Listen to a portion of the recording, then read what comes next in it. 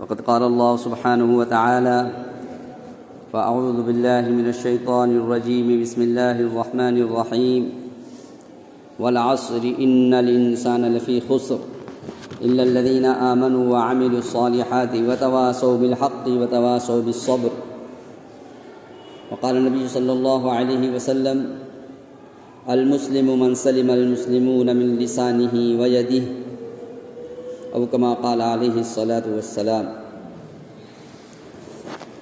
عزیزان محترم، بزرگوں اور دوستو،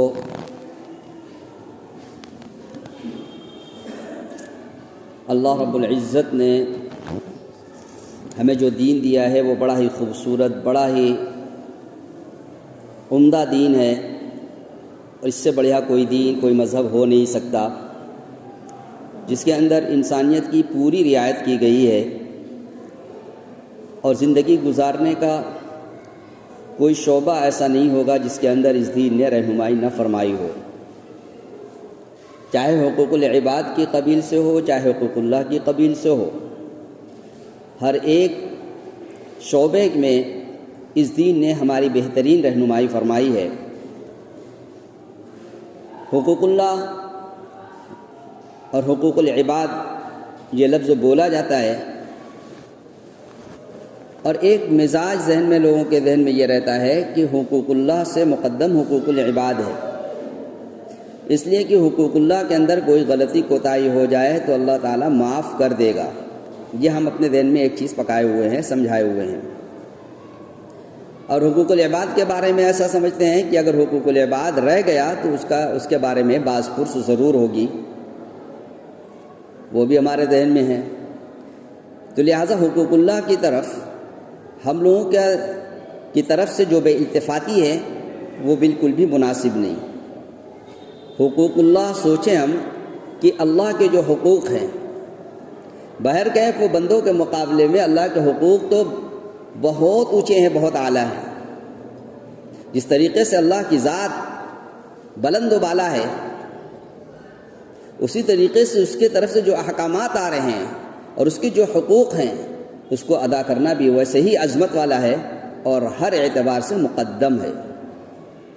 ہم یہ کیوں سوچ لیتے ہیں اگر ہم نے نماز نہیں پڑھی، یہ اللہ کا حکم ہے تو اللہ تعالیٰ معاف کر دیں گے؟ یہ الگ بات ہے، وہ سمجھانے کے لیے بات کہی جاتی ہے کہ اللہ تعالیٰ ہر چیز کے اوپر قادر ہے. اس کی قدرت جب بیان کی جاتی ہے تو یہ بات آتی ہے کہ ہاں اللہ تعالیٰ چاہے تو معاف کر دے، لیکن یہ نہیں کہا گیا کہ اللہ تعالیٰ معاف کر ہی دے گا. اور ہم اتنے جری ہو جاتے ہیں کہ حقوق اللہ یعنی اللہ کے احکام کو ہم فراموش کر دیتے ہیں. اللہ کا حکم جانتے ہوئے ہم اس کو چھوڑ دیتے ہیں. نماز پڑھنا اللہ کا بار بار اللہ تعالیٰ نے قرآن کے اندر حکم دیا ہے، لیکن اس کے باوجود ہم نماز پڑھنے کے لیے تیار نہیں ہوتے اور یہ سمجھتے ہیں کہ اللہ تعالیٰ ہمیں معاف کر دے گا. نہیں، اللہ تعالیٰ نے تو یہ اللہ کے نبی صلی اللہ علیہ وسلم نے خود فرمایا ہے کہ اگر ہم نے نماز کو چھوڑی ہے تو قیامت کے دن جن چیزوں کا حساب سب سے پہلے ہوگا وہ نماز کے متعلق ہوگا. یہ اللہ کا بڑا حکم ہے. ایمان لانے کے بعد سب سے بڑا حکم نماز کا پڑھنا ہے. تو حدیث کے اندر آتا ہے اول ما یحاسب به العبد یوم القیامہ الصلاۃ، کہ سب سے پہلے جن چیزوں کا حساب ہوگا وہ نماز ہوگا. نماز کا سب سے پہلے حساب ہوگا. تو یہ حقوق اللہ ہیں. زکوٰۃ ادا نہیں کی گئی تو قرآن کے اندر کس قدر عتاب ہے زکوٰۃ کے ادا نہ کرنے والوں کے اوپر. اللہ تعالیٰ کی کس قدر ناراضگی ہے اور جہنم میں کیسے کیسے عذاب ہیں. غرض مجھے یہ کہنا ہے کہ اللہ تعالیٰ کے حقوق یہ بھی ادا کرنا ضروری ہے اور بہت ضروری ہے، سب سے زیادہ مقدم ہے.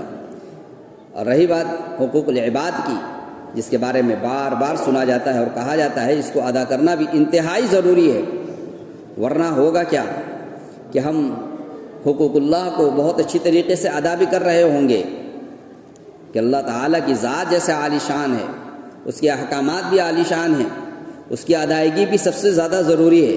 یہ تو ہم نے کیا، لیکن اس کے بعد جو حقوق العباد کا نمبر آتا ہے کہ بندوں کے کیا حقوق ہیں ان کو ہم نے ادا نہیں کیا، تو پھر اللہ سبحانہ و تعالیٰ تو وہاں پر بندے اپنے حق کا مطالبہ کریں گے کہ اس بندے نے میرے ساتھ یہ زیادتیاں کی، اس نے میرے حق کو مارا ہے. تو اللہ تعالیٰ وہاں پر یہ کہہ دیں گے کہ ٹھیک ہے، اگر تمہارا حق اس نے یہ مارا ہے اور نہیں دیا ہے تو اس کا حق تم اس سے وصول کر لو. وہاں پر اللہ سبحانہ و تعالیٰ قیامت کے دن یہ فرمائیں گے. اور پھر کیا ہوگا؟ حدیث کے اندر آپ نے پڑھا سنا ہے، بار بار سنا ہے کہ اس امت کا مفلس وہ شخص ہوگا. آپ اللہ کے رسول صلی اللہ علیہ وسلم نے فرمایا تھا تم جانتے ہو مل مفلس، مفلس کون ہے؟ تو صحابہ کرام رضی اللہ عنہم اجمعین نے جو بڑے سادہ لوح سادہ مزاج کہا کہ ہم میں مفلس تو وہی ہے، اسی کو غریب کہا جاتا ہے جس کے پاس مال و دولت نہ ہو، درہم و دنانیر نہ ہو، یہ غریب آدمی ہے. فرمائے کہ نہیں، یہ مفلس اور غریب انسان یہ نہیں ہے، بلکہ مفلس تو ہم میں وہ شخص ہے کہ جس کے پاس نیکیوں کے انبار ہوں گے، نمازیں خوب پڑھی ہوگی، اخلاص کے ساتھ پڑھی ہوگی، قرآن کی تلاوت کے ذریعے نیکیوں کا انبار کر رکھا ہوگا، زکوٰۃ کی ادائیگی کے ذریعے سے نیکیوں کا انبار ہوگا، نیکیاں ہی نیکیاں اس کے پاس ہوں گی. یعنی حقوق اللہ کو ادا کرتے ہوئے نیکیوں کا انبار کر رکھا ہوگا، بڑا ذخیرہ ہے. لیکن اسی کے ساتھ ساتھ اس نے حقوق العباد کی رعایت نہیں کی ہوگی. کسی کو اس نے گالیاں دی ہوگی، کسی کو اس نے قتل کیا ہوگا، کسی کی غیبت کی ہوگی، کسی کے ساتھ طعن و تشنیع کی ہوگی، اور بھی دوسرے طرح کے حقوق دبائے ہوں گے. کسی کو مارا ہوگا ہاتھ سے، کسی کی طرف ناحق تیز نگاہ سے دیکھی ہوگی. ان طرح طرح کے جو ہو سکتے ہیں گناہ، اس نے بندوں کو اس طریقے سے ان کے حقوق کو مارا ہے. اب یہاں پر اللہ تعالیٰ یہاں پر ایسا تو نہیں ہوگا کہ ہاں اس نے مارا ہے دنیا کے اندر، آخرت کے اندر بھی تم بھی اس کو مار لو. نہیں، یہاں پر اس کو بدلہ دلایا جائے گا. کہا جائے گا کہ ہاں یہ یوم الدین ہے، یہ یہاں پر بدلہ دیا جائے گا، یہ بدلے کا دن ہے. لہٰذا یہاں پر بدلے کے اندر اس کی نیکیاں اس کو دی جائے گی. اگر کسی کو گالی دی ہوگی بلا وجہ تو کہا جائے گا کہ ہاں اس گالی کے بدلے میں اتنی 1000 نیکیاں اس کو دے دی جائے. اب دے دی جائے گی. دوسرے آئیں گے، اٹھیں گے، مطالبہ کریں گے کہ اس نے مجھے مارا تھا، تو اس مار کے بدلے میں حکم ہوگا کہ اتنی لاکھ نیکیاں اس کو دے دی جائے. غرض ایک آدمی اٹھے گا، کوئی اٹھے گا کہ اس نے میری زمین دبا لی تھی، یا اس نے مجھے بہت برا بھلا کہا تھا، لوگوں کے سامنے ہمیں رسوا کیا تھا، میرا دل دکھایا تھا، اور بھی طرح کی. کوئی کہے گا مجھے اس نے قتل کیا تھا. تو مطالبہ کرنے والے کھڑے ہوتے رہیں گے، مطالبہ کر رہے ہوں گے، اور اس کی جو نیکیوں کا پہاڑ لے کر کے گیا تھا تو اس کی ساری نیکیاں ختم ہو جائیں گی، لیکن مطالبہ کرنے والے ختم نہیں ہوں گے. اب کیا ہوگا؟ اب اس کے پاس تو نیکی رہی نہیں، تو اب اس مطالبہ کرنے والے کے گناہ اس نیکی کرنے والے شخص کے سر پر لاد دی جائے گی، اور اتنے گناہ اس کے سر ہو جائیں گے کہ اب یہ بجائے جنت میں جانے کے اس کے لیے جہنم کا فیصلہ ہو جائے گا. یہ ہے اس امت کا مفلس. تو دونوں باتیں الگ الگ سمجھنے کی چیز ہے. ہمیں حقوق العباد کی بھی رعایت کرنی ہے، لیکن اس سے کہیں مقدم ہمیں حقوق اللہ کو ہمیں جاننا ہے، اس پر عمل کرنا ہے، ورنہ سب سے پہلے حساب کتاب اسی کا ہوگا. اور اس کے ساتھ ساتھ حقوق العباد کے ذریعے سے اپنی نیکیوں کو بچا کے رکھنا ہے. اگر حقوق العباد کو ہم نے ضائع کیا تو پھر سمجھ جائیں کہ ہماری جو کی ہوئی نیکیاں ہیں حقوق اللہ کے طور پر، وہ ساری کی ساری ختم ہو جائیں گی اور گناہ ہمارے سر آ جائے گا. تو ہمیں حقوق العباد کے ہر حال میں ہمیں رعایت کرنی ہے. اسی طریقے سے اگر ہم دیکھیں تو حقوق العباد کیا ہے، اپنی ذات سے ہم دیکھنے شروع کر لیں کہ اللہ کے نبی صلی اللہ علیہ وسلم نے فرمایا ہے اِنَّ لِنَفْسِكَ عَلَيْكَ حق، اِنَّ لِنَفْسِكَ عَلَيْكَ حقًا، کہ ہر آدمی کو اس کے نفس کا، اس کے جسم کا اس کے اوپر حق ہے. اب ہمارے جسم کے اوپر کیا حق ہے؟ کہ جسم کو اگر کھانے کی ضرورت ہے اس کو کھانا دیا جائے، اگر اس کو آرام کی ضرورت ہے آرام دیا جائے، اور اس کی جو خواہشات ہیں اس کو جائز طریقے سے شریعت کے دائرے کے اندر رکھ کر کے اس کی خواہشات کو پوری کی جائے. یہ اس کی ضرورت ہے. یہ نہیں کہ بلا ضرورت اس کو تھکایا جائے، بلا ضرورت پریشان رکھا جائے. یہ نہیں. اِنَّ لِنَفْسِكَ عَلَيْكَ حَقًّا، اپنے صحت کا ہر وقت ہمیں خیال رہنا چاہیے. یہ نہیں کہ ہمیں اپنی صحت کا خیال نہیں، خوب کھا پی رہے ہیں، سب کچھ اچھی طریقے سے رہ رہے ہیں، لیکن اپنی صحت کا ہمیں خیال نہیں. ہمیں اپنی صحت کا، اپنے جسم کا جو خیال ہے اس کا خیال ہونا چاہیے. صحابہ کرام رضی اللہ عنہم اجمعین، رسول پاک علیہ الصلوۃ والسلام اور ہمارے کابرین نے کتنا خیال رکھا ہے. آج یہ چیزیں کہ ہمیں اپنے جسم کا خیال رکھنا ہے ہم سب سے بالکل مفقود ہو چکی ہے. ہم سب نے اس کو بالکل چھوڑ رکھا ہے کہ اپنی صحت بھی بنا کر رکھنے کی چیز ہے. یہ صحت اللہ کی بہت بڑی نعمت ہے, بہت بڑی نعمت ہے. اس کی قدر تب ہوتی ہے جب آدمی بیماری کے اندر مبتلا ہو جاتا ہے. اسی لیے اللہ کے رسول صلی اللہ علیہ وسلم نے فرمایا نعمتان مغبون فیہما کثیر من الناس الصحت والفراغ, کہ دو نعمتیں ایسی ہیں جس کے بارے میں انسان دھوکے کے اندر پڑا ہوا ہے, جس کے اندر لوگ دھوکے میں پڑے ہوئے ہیں. وہ دو نعمتیں کیا ہیں؟ الصحت والفراغ, ایک صحت کی نعمت ہے, دوسرے فارغ البالی فراغت ہے, فرصت کے اوقات ہیں. اس سے آدمی کو فائدہ اٹھانا چاہیے تھا, جائے کہ اس کو ضائع کر دے. یہ نعمتیں ہیں. آج ہم نے اپنے صحت کا خیال نہیں رکھا اور یہ صحت تو ہماری ہر وقت زوال کی طرف جا رہی ہے. اس لیے صحت کو بنا کے بھی رکھنا ہے اور صحت کے عالم میں, صحت کی حالت میں ہمیں اللہ کو راضی کرنے والے اعمال کرنے ہیں. یہ صحت ہے, یہ نعمتیں ہیں. لیکن ہم اولاً اپنی صحت کا خیال نہیں رکھتے. ہمیں یہ چیز دیکھنی پڑے گی کون سی چیزیں ہمارے جسم کے لیے, ہماری صحت کے لیے مضر ہے, کون سی چیز ہمارے جسم کے لیے مفید ہے.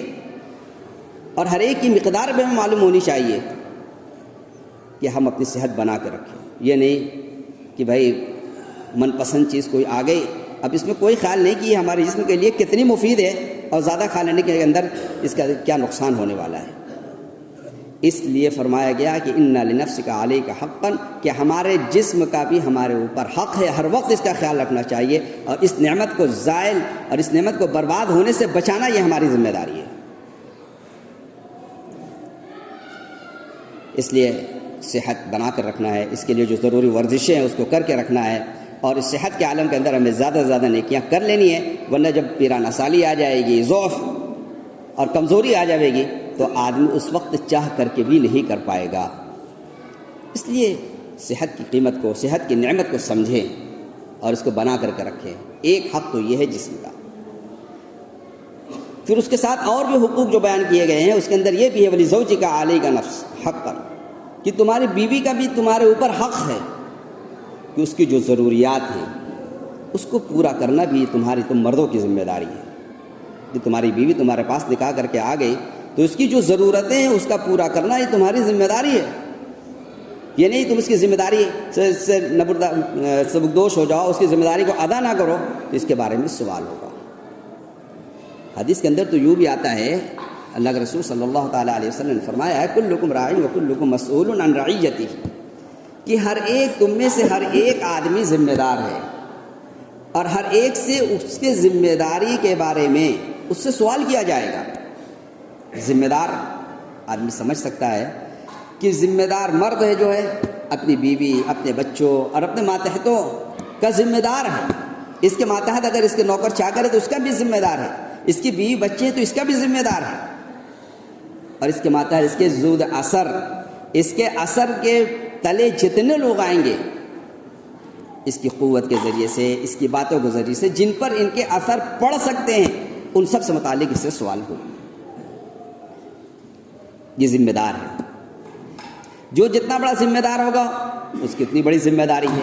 کوئی بادشاہ ہے تو ساری رعایا کے متعلق اس سے سوال ہوگا, کوئی اس سے نیچے درجے کا ہے تو اس سے متعلق سوال ہوگا. اگر ہم بحیثیت ایک باپ کے ہیں تو ہماری بیوی بچے کی بھی ہماری ذمہ داری ہے. اگر ہم کسی دکان کے مالک ہیں تو ہمارے ماتحت جتنے نوکر چاکر ہیں وہ بھی ہمارے ذمہ دار ہیں. ہم اگر کسی اسکول اور کالج کے ذمہ دار ہیں تو ان کے ماتحت جتنے بچے چلتے ہیں, جتنے بچے پڑھاتے ہیں, ان کے متعلق بھی ہم سے سوال ہوگا. ہر ایک کی ذمہ داری ہے. تو وَلِزَوْجِكَ عَلَيْكَ حَقًّا, تمہاری بیوی کا بھی تمہارے اوپر حق ہے کہ ان کی سہولیات کا, ان کی صحت کا, ان کی جو ضروری چیزیں ہیں ان کا خیال رکھا جائے, اس کو ادا کیا جائے. حق تلفی بالکل بھی اللہ کے یہاں برداشت نہیں کی جائے گی, اس کے اوپر عتاب ہے. عام طریقے سے لوگ بیویوں کے متعلق ان کا خیال ہی نہیں کرتے, ان کا کوئی خیال ہی نہیں ہوتا. ٹھیک ہے گھر کے اندر ہیں, وہ ہماری بیوی ہیں, ہمارے ماتحت ہیں, بس اپنی ان کے اوپر چلاتے ہیں. ہم نہیں دیکھتے کہ اس کی کیا ذمہ داری ہے. نہیں, اس کے بارے میں پوچھ ہوگی, اس کی ضرورتوں کو سمجھو, اور واقعی اگر حق چیز کا مطالبہ کرتی ہے تو اس کو پورا کرو. پھر اس کے بعد اور آگے بڑھیے. ہماری اولاد ہے جس کے بارے میں بھی بتایا کہ اس کا بھی ہمارے اوپر حق ہے، اس کے بارے میں ہم سے سوال ہوگا. اور حدیث کے اندر تو یہاں تک آتا ہے کہ کوئی بھی انسان اپنی اولاد کو اس سے بہتر کوئی ہدیہ اور تحفہ دے ہی نہیں سکتا کہ اس کو مؤدب بنائے، اس کو ادب سکھلائے، بہترین ادب سکھلائے. وہ کیسے ہوگا؟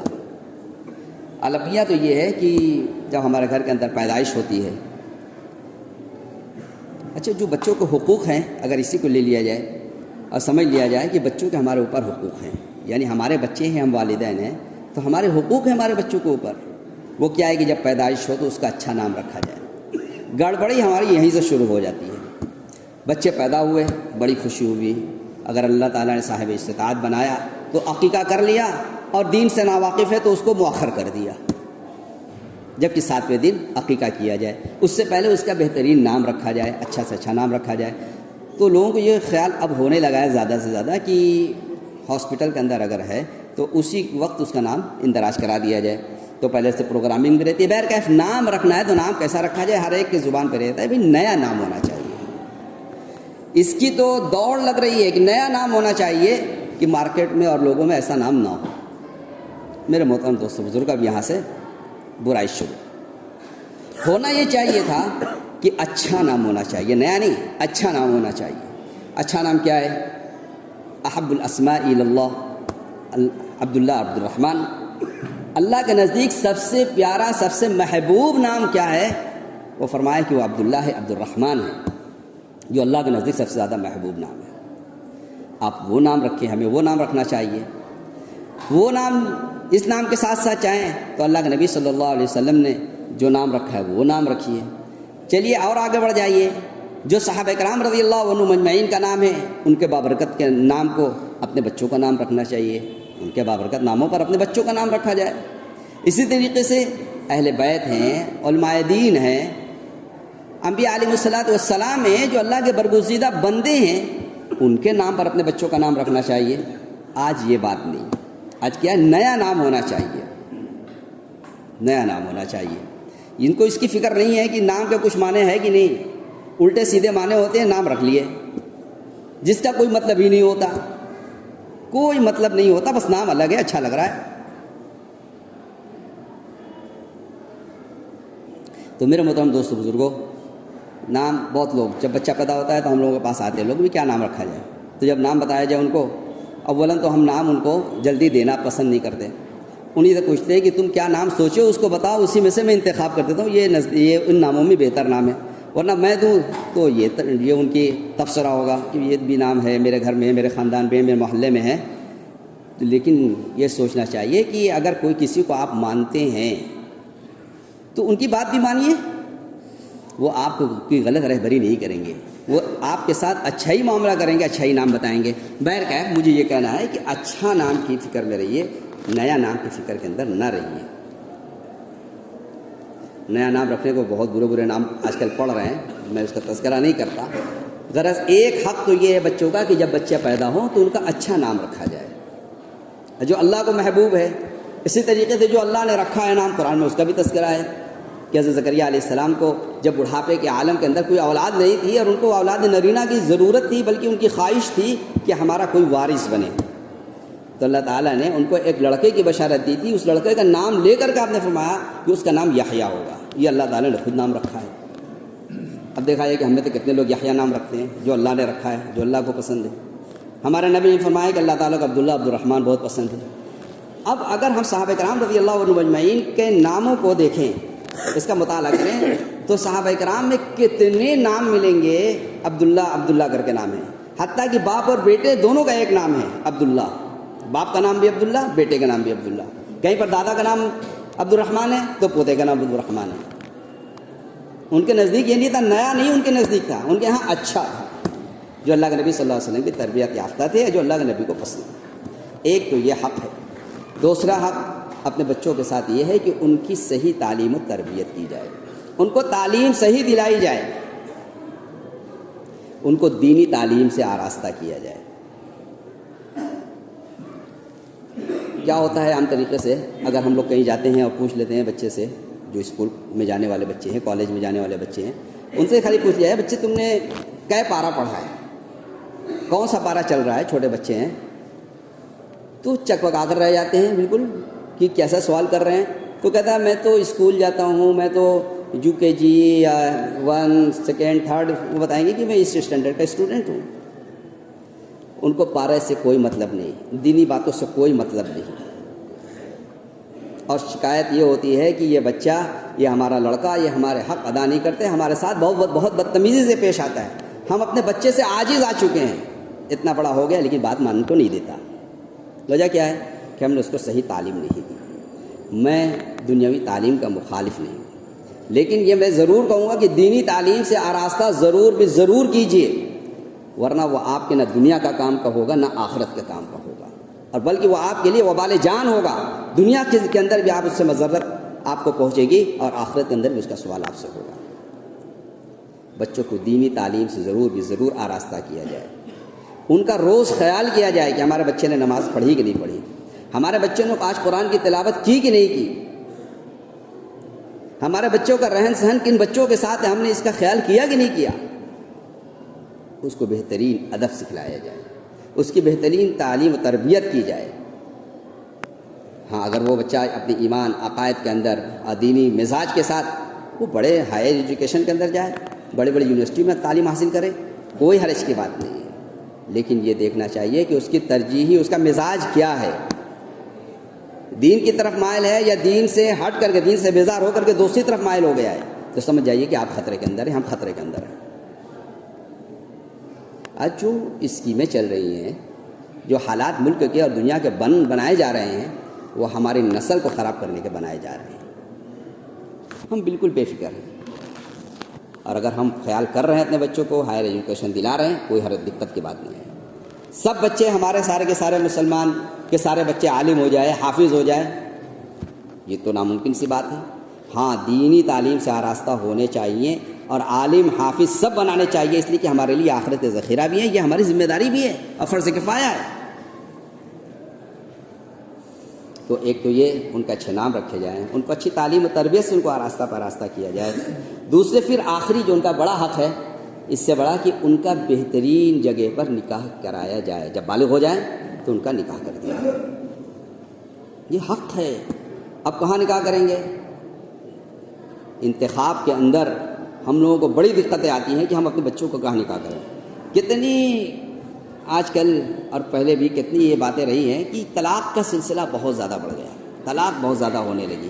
آج تو کچھ مجبوریاں ہیں کہ طلاق نہیں ہے تو پریشانیاں بڑھ گئی ہیں، طلاق دیں گے تو پھنسنے کا موقع رہتا ہے. بہرکیف ناچاقیاں حد سے زیادہ بڑھی ہوئی ہیں. وجہ کیا ہے کہ ہم نے انتخاب صحیح نہیں کیا.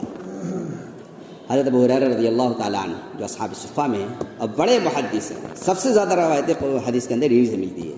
حضرت عبد الرحمن بن عوف رضی اللہ تعالیٰ عنہ، انہوں نے اللہ کے رسول صلی اللہ علیہ وسلم نے فرمایا کہ اللہ کے نبی، ان کا نام عبد الرحمن تھا. حضرت ابو ہریرہ رضی اللہ تعالیٰ عنہ کا نام عبد الرحمن تھا، ان کے باپ کا نام صخرہ تھا.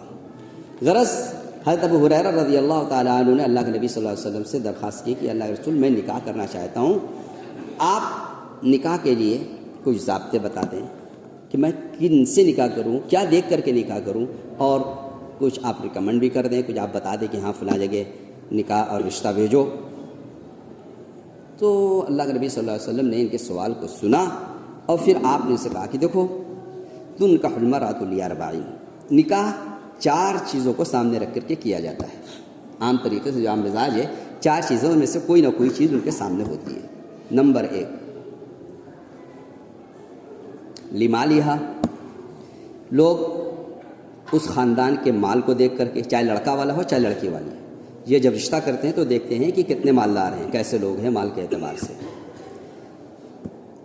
پھر کہا ولحسنہا، یا اس کی خوبصورتی کو دیکھ کر کہ لڑکی کتنی خوبصورت ہے، اس کا حسن جمال کو دیکھ کر کے رشتے کیے جاتے ہیں، یا لڑکے کو دیکھ کر کے رشتے کیے جاتے ہیں. پھر تیسری بات لحسبہا، کہ اس کے خاندانی شرافت کو دیکھ کر کے رشتے کیے جاتے ہیں کہ کون سے خاندان، کتنا اعلیٰ خاندان ہے، کتنا بڑا خاندان ہے، اس خاندان کا دنیا کے اندر کیا روب داب ہے، یا اس کا کیا اثر ہے. خاندان کو دیکھ کر کے شادی کی جاتی ہے، رشتے کیے جاتے ہیں۔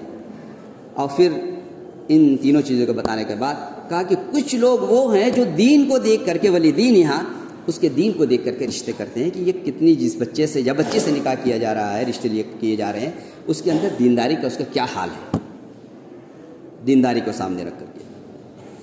تو آپ نے فرمایا فَاصْفَرْ بِذَاتِ الدِّینِ، کہا کہ دین کو سامنے رکھ کر کے نکاح کیا کرو، ترجیح دو، جو دیندار ہو اس کو ترجیح دو۔ اس کا مطلب یہ نہیں کہ ان سب کو بالکل انکار کر دیا جائے، دینداری کو مقدم رکھا جائے۔ دیندار کے ساتھ اگر مالدار ہے بہت اچھی بات ہے، اس کے ساتھ ساتھ خوبصورت بھی ہے بہت اچھی بات ہے، خاندان بھی بڑا ہے، اچھا خاندان ہے، شریف خاندان ہے، بہت اچھی بات ہے۔ لیکن سب کے باوجود اگر کچھ بھی نہ ہو تو آپ نے یہ نہیں فرمایا کہ دین کو بالکل چھوڑ دیا جائے، بلکہ فرمایا کہ دین کو مقدم رکھو، دیندار کو اختیار کرو۔ ورنہ رشتہ داری جو ہوتی ہے وہ نبھاؤ نہیں ہوتا ہے کہ کسی نے نکاح کیا خوبصورتی کو دیکھ کر کے نکاح کیا، کسی نے مال کو سامنے رکھ کر کے نکاح کیا، کسی نے خاندان کو دیکھ کر کے نکاح کیا، لیکن لڑکی لڑکا کوئی دیندار نہیں ہے، تو بے دینی کی وجہ سے جو ناچاکیاں ہوتی ہیں اور جو پریشانیاں ہوتی ہیں وہ ہم سب کے سامنے ہیں۔ اس لیے یہ حق ہے بچوں کا کہ ان کو دیکھا جائے کہ بچی سے، جس بچے یا بچی کا نکاح کیا جا رہا ہے اس کا کیا حال ہے دینی اعتبار سے۔ اور اللہ تعالیٰ کی یہاں پہچان اس امت کی کیا ہے؟ قرآن کے اندر ہے، اللہ تعالیٰ نے فرمایا ہے ان اکرمکم عند اللہ اتقاکم، تم میں اللہ کے نزدیک سب سے زیادہ مقرر، سب سے زیادہ معزز، سب سے زیادہ مکرم وہ بندہ ہوگا جو دین کے اعتبار سے بڑا ہوا ہوگا، سب سے زیادہ متقی ہوگا، خدا ترس ہوگا۔ بنیاد یہ ہونی چاہیے۔ لیکن جب ہم نے اپنے بچوں کے اس حقوق کو بھی ضائع کر دیا تو پھر کیا ہوا؟ گھر کے اندر ناچاکی، بربادی شروع ہو گئی۔ تو ہمارے بیوی کا بھی حق ہے، ہمارے بچوں کا بھی حق ہے، ہر ایک کے حقوق کو ادا کرنا یہ دراصل بتلانا مطلوب ہے۔ اور اگر ہم نے ان کا خیال نہیں کیا تو ان کے متعلق بھی ہم سے سوال ہوگا، اس طریقے سے جو میں نے پہلے بھی کہا کلکم راعٍ وکلکم مسئول عن رعیتہ، کہ ہر ایک ذمہ دار ہے، اس کا جتنے لوگوں پر اثر ہے جن لوگوں پر اثر ہوتا ہے ان کی بھی ذمہ داری اسی بندے کے اوپر ہے کہ ان کی چلتی ہے اس کے اوپر، تو اس کا خیال کیوں نہیں کیا گیا؟ آپ کے ماتحت آپ کے کاریگر ہیں، ان کے اوپر آپ کا اثر ہے، آپ ان کو بتائیے، دین کی طرف مائل کیجئے، یہ ہماری ذمہ داری ہے۔ لیکن ہم ذمہ داری کو ادا نہیں کرتے اور سمجھتے ہیں کہ ہاں یہ ہماری ذمہ داری نہیں ہے اور خوش ہیں، تو ہم کبھی ڈریں اللہ سے کہ اللہ تعالیٰ ہم سے سوال کریں گے کہ ہم نے ان کا کیا خیال کیا۔ اللہ سبحانہ و تعالیٰ ہم سب کو کہنے سننے سے زیادہ عمل کی توفیق عطا فرمائے۔ وآخر دعوانا ان الحمد للہ رب العالمین۔